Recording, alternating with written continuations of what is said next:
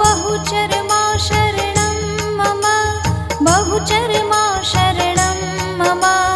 विघ्नविनाशिनी त्रिपुराणि बहुचरमा शरणं मम बहुचरमा शरणं मम बहुचरमा शरणं मम विघ्नविनाशिनी त्रिपुराणि बहुचरमा शरणं मम बहुचरमा शरणं मम बहुचरमा